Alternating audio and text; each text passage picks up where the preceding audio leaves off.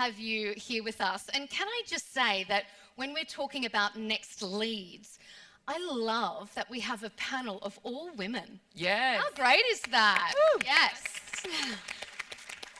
Okay, so Ilwad, I'm going to start with you actually, right down in the middle.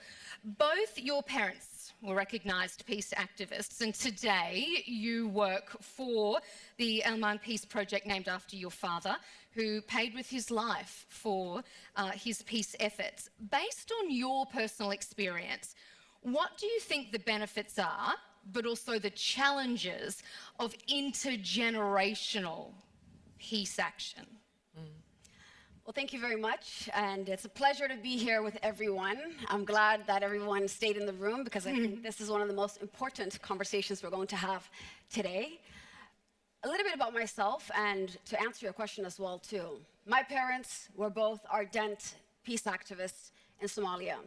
Before the war, they were social entrepreneurs.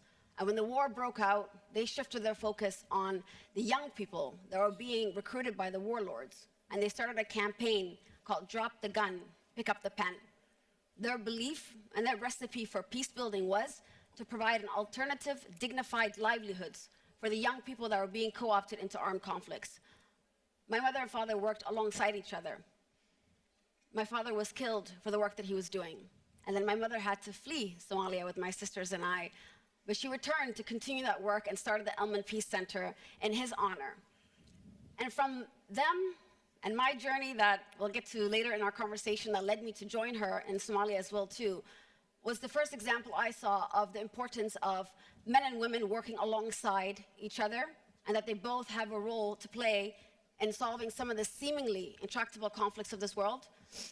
From my mother, who I work with, who's my boss and my mentor as well, I learned that intergenerational partnerships on peace building means respecting the agency and the unique voice and lens that young people have in major issues that we see our world engulf with today. We heard from the opening session, our guest speakers speaking at young people, saying that this is the time for young people to stand up, to play a role in solving these issues. But young people know that. And what I see firsthand in my experience is that young people have a role to play in designing, in implementing, in leading peace-building solutions, and they need allies and champions that are adults that open that pathway for them. So you say young people know that. They know, we know that we need to take a hold of our own responsibility. Have you experienced that even though you know it, the generation above you, they might tell you, but they're not open to the action that you might take? Of course. I mean, there's a lot of condescending and patronizing rhetoric that we still see till today. Young people can lead, young people should lead, or young people need to be saved from the issues that the world is engulfed with. And we have resolutions, we have declarations, we have recommendations, we have all of the legal frameworks, but what is still matching is the resources to that rhetoric. So we don't only need the messaging, but there's still a lot of work to do in challenging these archaic and old institutions that still look at young people as potential, question mark on them. What will happen if young people organize? In my country, our population, 80% is under the age of 30. Our average age is 16. Wow. So the demographic dividend of young people is feared. So there's still a lot of systemic challenges, but young people's realization that they have a role to play, and then also not waiting to be invited to the proverbial decision-making table is what we're seeing all over the world right now, claiming space. And with that, we're also seeing that the traditional duty bearers partnering with young people. So there's a lot to also be proud of. And the women I have sitting on either side of me today represent that young people are leaving the grassroots and are in decision-making power as well, too. Bushra, I want to go straight to you because I think it flows really nicely from what Ilwad just said about, young people can be feared. There's a question mark over them. I mean, you must face that day in, day out. You're the youngest elected Muslim official in the United States. How do you deal with that? How do you use your youth, your motivation, your experience to drive change, but come up against maybe some of the challenges that older people put in front of you? Yeah, that's a great question. Well, first, thank you so much, Melinda, for the question. It's an honor to be here alongside Ilwad and Isra, of course, and thank you, TRT World, for having me today. So not only was I the youngest Muslim elected in the US once I was elected to public office, I also am the first Gen Z elected official in the country as well. So with that comes an immense responsibility of not having the playbook created for me. So there isn't a pathway of rules and mistakes that I've seen others follow, because those are constantly being challenged and broken before me. So things that may be acceptable today definitely were not 10 years ago or so. We see the way social media and other things have shifted the tide and the narrative in ways. So using those resources to my advantage has been one thing. Another thing I've seen is that anytime someone who's been in an institution longer, they almost project their insecurities or lack thereof impact that they've had over years onto those who are younger. So sometimes I almost feel self-aware that, am I just a token in these spaces? And then at the same time, is that tokenism used against me to denounce any actual talent and worthy of words and advocacy that I actually do bring to the table? Is that almost used against me as well? So the two-pronged approach of that is a challenge, but the responsibility is that I represent the people who live in my community, in my district, but also young people almost at a large. Speaking of, young people at large, what advantages do you think young people have as peace builders, as change makers, that the older generation just don't have? Yeah, that's a great question. I think especially in the United States, where we have a two-party system and polarization is at its peak, young people are more likely than not to not only listen to the other side of the conversation, we already know what those talking points are too. Social media makes it so we are not as insulated. We are in touch with every side of the conversation and know exactly where the truth lies. And we are on the right side of history as well. Amen. I like that. Okay, so Isra, I want to ask you, we just sort of drew politics into the conversation here. In recent months, we've seen many protests taking part across university campuses, across campus squares against the war on Gaza. But we haven't seen that translate into a change in policy from governments and politicians around the world. So do you think there is still a place for youth-driven advocacy, and are young people being listened to by the people that matter? Yeah, thank you so much for that question, and thank you all for being here, and thank you TRT for having me. My amazing panelists, I'm already inspired and fired up, ready to go protest right now somewhere. This is such an important question because I know that so many people here watch what's happening in the United States on our college campuses, on social media, in the news, and you're probably wondering, you see the police brutality and the systemic repression and response from administrations at these universities. I will tell you, I've been to many different encampments on these universities. I saw firsthand what these students were calling for. I participated in chanting with them. Now, I'm not specifically a college student anymore, but I was, and I was one as a Muslim American in America dealing with Islamophobia, dealing with anti-Arab racism, and seeing the discrimination that takes place against people of minorities and BIPOC communities, so Black and people of color. And this is a serious issue in the United States. Young people have always been at the forefront of these movements. They've always been at the forefront of creating this change. They know their voice, they recognize the power of it, and they mobilize with it. So yes, on the genocide happening in Gaza, where we have seen the most catastrophic situation possible, we cannot continue to be silent, and we cannot continue to even do the same typical activism and advocacy tactics that we've traditionally done. So the youth saw that. They said, enough is enough. We must put our bodies on the line and disrupt every part of our institutions and our day-to-day lives to get people to realize, especially those in influence and power, that not only is Joe Biden complicit, and not only are members of Congress complicit, they have blood on their hands, and they're going to do everything they possibly can to not only raise that awareness, but do in their day-to-day life, every part of where they influence and their impact is also going to be driven to that point of, you have a decision to make. We either stand on the right side of history with us, You join for the Palestinian freedom and liberation, you call to end the illegal occupation, and you end the apartheid system, or you will remain complicit in the history books and have blood on your hands for the rest of eternity. So I think this is making a difference. I have seen personally the shift in the tide in the narrative in the United States in a way that I've never seen on Palestine before. Never seen it. We see the protests. I'm out in front of the White House doing things all the time.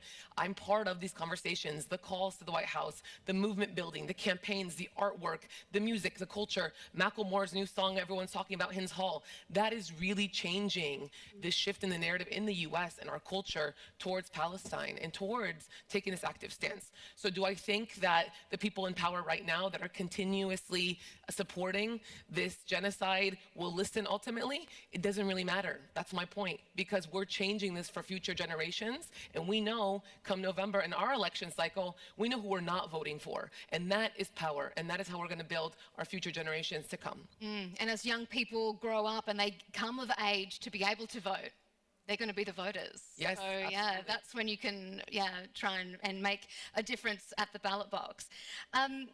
Ilwad, what do you think that you embody as a young peace builder that you think your parents weren't able to do?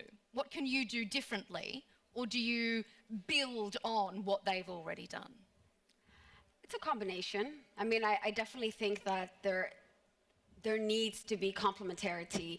There needs to be an intergenerational cooperation across any body of work that we're doing. The work that I'm involved with in Somalia, but also globally, is really focused on agility and to be agile and to be adaptive to the rapidly changing context that I work in. You have to listen and be grounded and be accessible to communities. And I don't think that is an age thing. I think it's just you have to be intentional about that. And with many of the issues that the world is facing right now, we're missing that. Radical empathy, the ability to just listen and to react and respond to what you're hearing and not make decisions for people. And so I wouldn't say that this is something new or novel that I'm doing, but being able to be empowered and positioned, not in a tokenistic way, but to actually have the resources that I need to influence the communities that I uniquely have access to, is something that does advance my work. You left Canada to go back to your home country. Did you feel like you couldn't make a difference from outside the country, or is it just a different type of difference you can make by being based in country? I think, the journey for me is very different than anyone else. And I don't use my personal life example as the linear journey of impact. For me, I left Somalia when I was 2. When the war broke out, I spent a couple of years in the refugee route in neighboring countries in Kenya, and then my family received asylum in Canada. And I grew up there most of my life. And I was in university, I was in the track, and at 19, my mom had already gone back to Somalia. So at 19, I was having a midlife crisis. I was thinking... A very early midlife crisis. Yes, I wanted to be more involved with the peaceful transition out of conflict. And what was supposed to be 1 month of going to Somalia to see my country, to see the work that my mother was doing, to understand why she was there when my sisters and I needed her, I found my voice and my purpose, and that 1 month turned into 14 years. So I found myself to be more useful and impactful being in Somalia. And many people are displaced all around the world involuntarily because of conflicts, because of imperialism, because of colonization, and so many other terrible things have happened that continue to impact our life trajectories.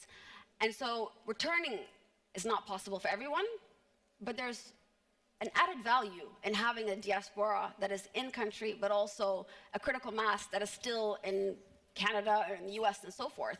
And we see them using their identity, their culture, as a way to represent those communities that are still in the West. For me, returning to Somalia and being a part of it on ground was what helps me meet my purpose. Bushra, you are on the education board.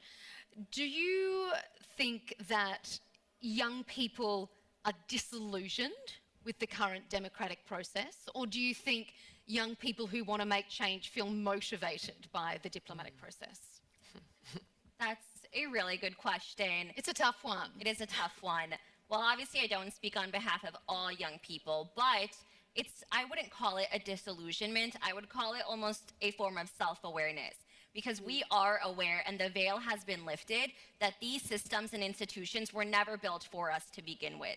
So it's not disillusionment, right? If anything, it's hypercritical awareness of what the truth actually is behind these systems, processes, and those who are in these positions of power that might not even deserve to be there to begin with. That being said, I think this generation is uniquely propositions to not only work within the confines of the system, but also push the system from the outside inward as well.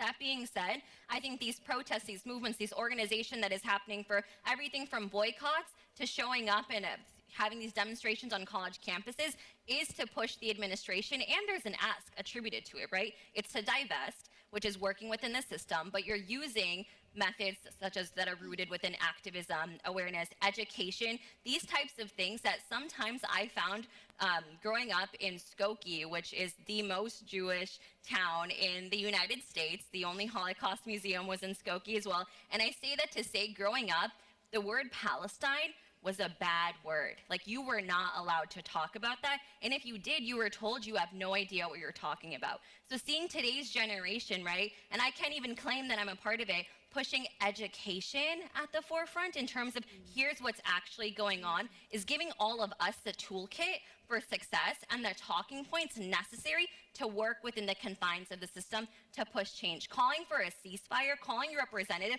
all of that is working within the confines of the system. So we found a way to marry the two in a way that is accessible and approachable for all of us, because we found that just one does not make a difference, right? But it's bringing all of us to the table and working and standing on the table if we need to as well.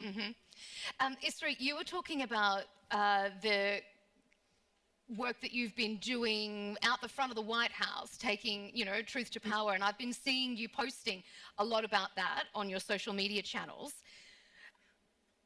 The rapid development of communication, how interconnected the world is through social media, would you say that there are dangers or opportunities with that for young people who want to make change? There's so much disinformation out there. Yeah, a lot of disinformation, but I want to start off with the opportunity. This is what's happening. So you take that as a viewer, and of course, it's so graphic and horrifying that you can either say, I can take this information and do nothing about it and maintain the status quo that we've seen in the world, which is what's gotten us to this position. And I hope that everyone in this room would choose not to take that step. Or you can say, this is information. This is real-time witnessing. We are bearing witness to what is unfolding, and this gives us a moral obligation, complete clarity and responsibility on what our role in our privileged homes and our safe and secure lives of what we need to be doing. So the least that any of us could do is use our voices. Is social media, your own page, whether you have one follower, 10 followers, or millions, trust their cultures, embrace on your perspective and your moral compass and your purpose and your impact, and more importantly, your voice in issues and on matters just like this. If we can't stand up against the genocide unfolding in Gaza, then how can we ever stand up for humanity? It truly is unfathomable that there are still people today that aren't using social media as the most basic tool to inform of the truth and the reality and do everything they can to influence people and powers that be. Now, of course, there's misinformation. So this is why I say, instead of taking your information from a news channel like in the United States, a lot of our media is biased. We all know that. We've called it out. Go to the source. Like I mentioned, those heroes at the beginning, there are so many. Follow them. Take the lead from Palestinians who are impacted. It is their right to lead. It is their right and their voice that we need to be uplifting and amplifying. It's not about us. So this is one of those movements where, to me, you have to challenge everything that you can to be educated, to be morally conscious of your decision making, and to understand that you have a responsibility to engage in this in the right way and be on the right side of history. Ilwad, when we think about international institutions, it's easy to think that they are not doing enough to engage young people in the changes that need to be made for a sustainable future. For example, what steps do you think perhaps the United Nations or another kind of international institution need to make themselves more relevant and more open to the experience of young peacemakers? I mean, there's been a lot of changes in the last decade and a lot of growth, even with really old institutions like the UN, on not only recognizing the role of young people in peace and security, but also beginning to carve out an institutional role for them. For example, in 2015, there was the UN Security Council Resolution 2250 on the positive role of young people in peace and security. And I was an expert advisor to that resolution as well, too. So that was a very important and groundbreaking resolution. Have you seen practical impacts of that? Has there been a positive flow on? I mean, absolutely. Since then, there have been optional protocols as well, too. There have been different resolutions as well, too. But these are just going to be ink on paper. We can't also count the efficacy of these resolutions to actually creating entry points for young people to meaningfully engage. And there's still a lot of work to do in that space. But a lot has changed in the last year.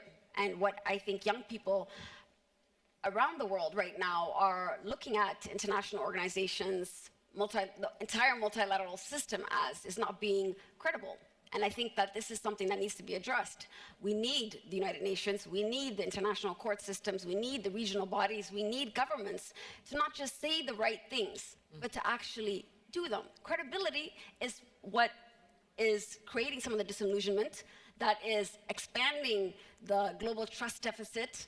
I mean, we have the choice always to investigate further what each actor and institution is doing. And with the crisis right now and the genocide right now in Gaza, every young person is being very critical about what these platforms mean. I mean, we're very lucky to be hosted in this beautiful space right now, having this conversation.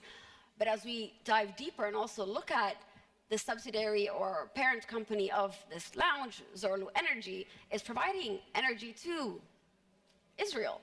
That is, on one side, we're having conversations about the conflict, and on the other hand, we're also part of a company that is providing energy. So complicity, credibility, it goes across all sectors. And that is what young people now are failing to see the legitimacy behind. For it. We're almost out of time, but Isra, I just thought that maybe we might wrap up with some advice for some people in the room. You've worked in various different civil society organizations across various fields. What would you say to young people who want to get involved in advocacy, in peace advocacy? How should they start? Yeah. I've been an activist since I was 14 years old, when I experienced horrifying Islamophobia post 9/11. And actually, I experienced that at 10 years old with witnessing it with my family and how we were treated in the United States. At 14, being in high school, the only hijabi or woman who wore hijab in a school of 3,000 students, being called a terrorist on a daily basis, being told to go back to where I came from, derogatory notes left in my locker, students trying to take off my hijab. I realized at that age, at 14, that I had a decision to make.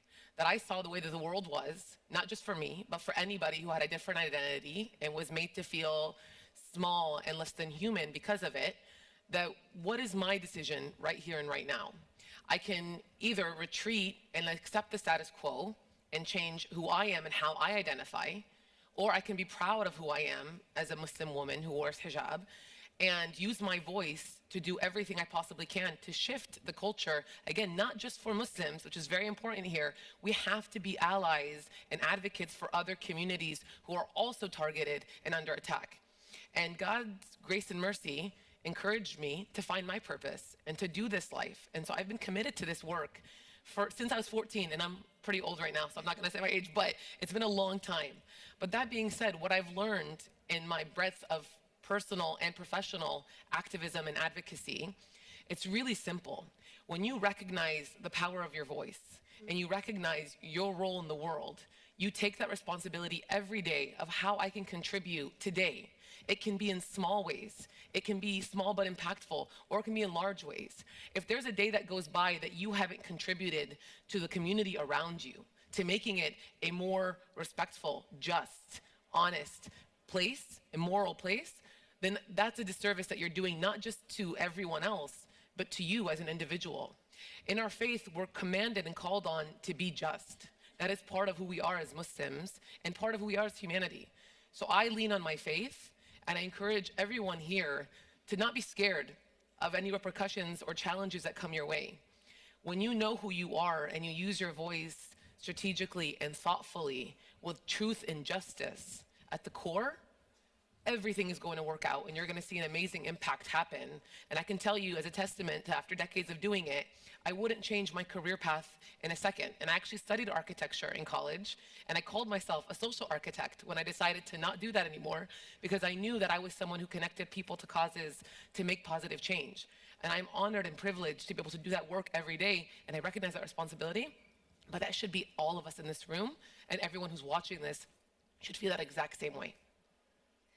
I've been doing this for a long time, and I've been moderating sessions for various forums in multiple countries around the world, and I can say that this has been one of my most inspirational ones yet. Ladies, I appreciate everything that you have done. Can we please once again give a huge round of applause Thank you. for these incredible young women inspiring change and peace builders around the world.